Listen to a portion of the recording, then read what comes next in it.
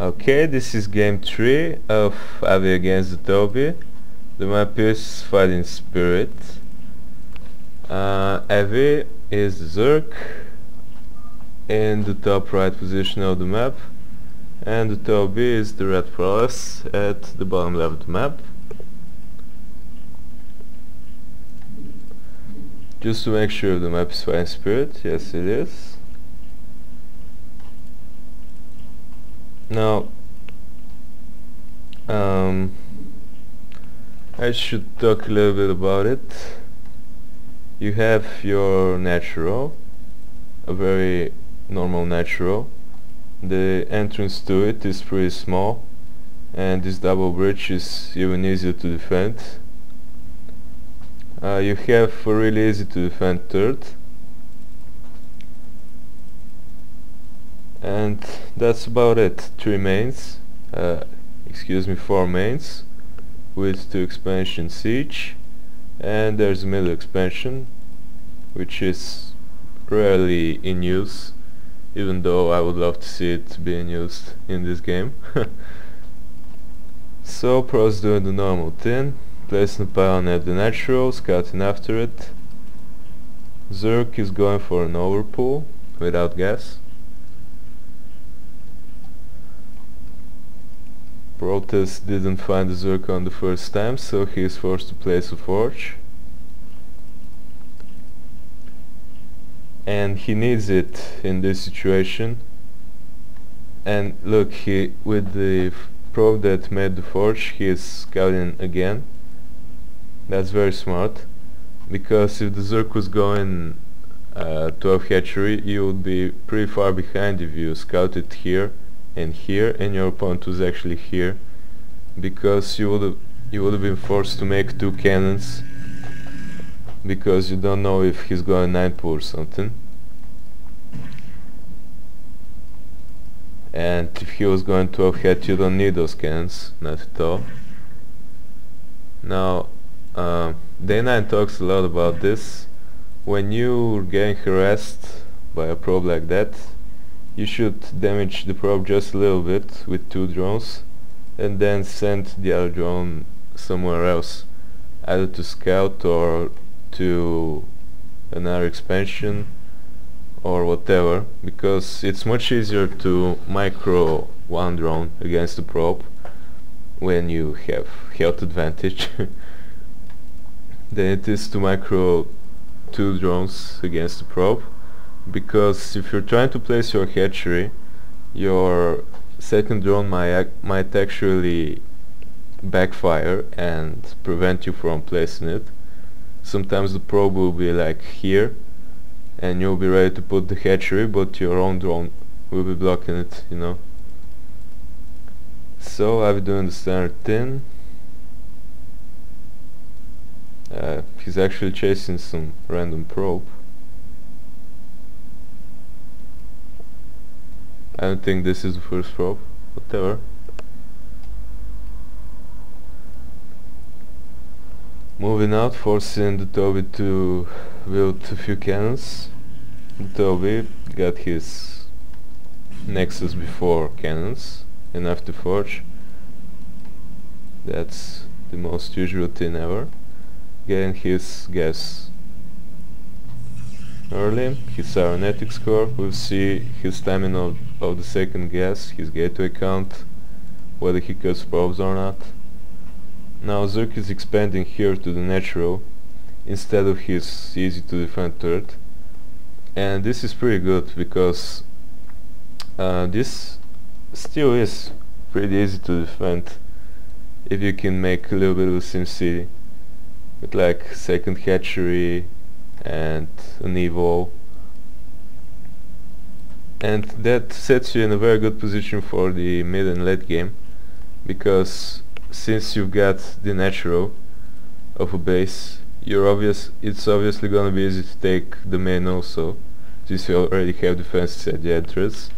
And not only that, but in the late game you have this, and this, so you've pretty much secured the right side of the map, so it's very easy to take this expansion when you have an army to defend it. Before that you most probably just rely on sunken colonies to defend your 4 bases.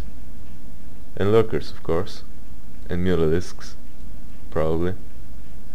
Anyway, Zerk is doing the standard thing, 3 hatch into Spire. No second guess, no link speed. Actually there is link speed, but he isn't making a whole bunch of Zerglings. So he's not going for any sort of all-in. Actually, if he got speed, he could have taken out this probe pretty early in comparison to the timing of when he's taking it out right now. Getting his 4th hatchery. The pros got the Corsair out, killing an overload, not feeling pressured to immediately go to scout the Zerg because his pro was alive there for so long. He's getting a 2nd Corsair and a Templar Archives.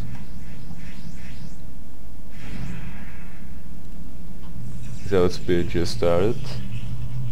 +1 started not too long ago. 2nd gateway form, just 2 Corsairs.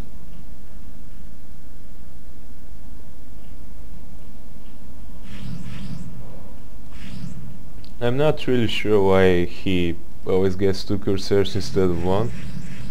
I mean, 1 is pretty much enough to scout everything, and if you want to put a whole bunch of pressure on Zerg, you really need 5 or 6 or so. Actually 6 is the magical number. You see he's not going for that. Gonna spend his gas on an Archon. Probably gonna go for a little bit of a push with a few speed zealots, +1 and an Archon or 2. Gonna add a few gateways in a minute. There's the 3rd one. Expecting a 4th one right now. There it is. And from here starts the interesting part for Protoss, whether he will go for more gateways or go for his expansion earlier. You see he's getting robotics quite fast. He probably expects lurkers, and this is what's coming, because Savvy went for lurkers the last few games, and oh, a really early Queen's Nest, probably for Hive. But he got it before his 2nd guess is completed. That's very early. He's upgrading with 2 evils pretty early, so he'll most likely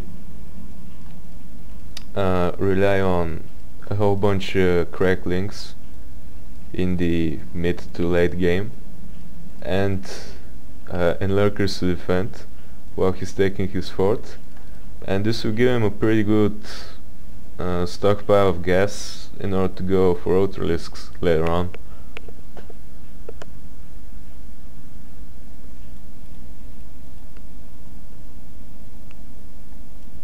Moving around a little bit to the Zerglings, checking if there's any fun stuff going anywhere. And Protoss is doing the normal thing, getting his 3rd base off of 5 gateways, just as he did the 1st game.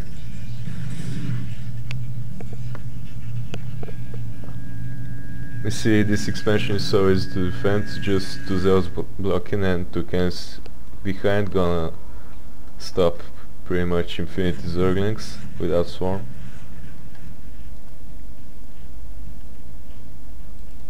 Avi already has brilliant defenses, enough sunken colonies, some lurkers. Now, I'm not too sure if I like this.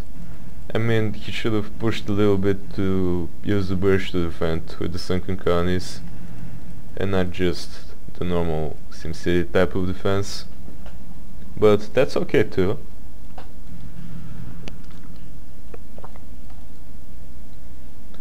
He's gonna take his fort in a minute. He has the right to do so. He's defended very well. And adrenaline upgrade soon to be finished. And very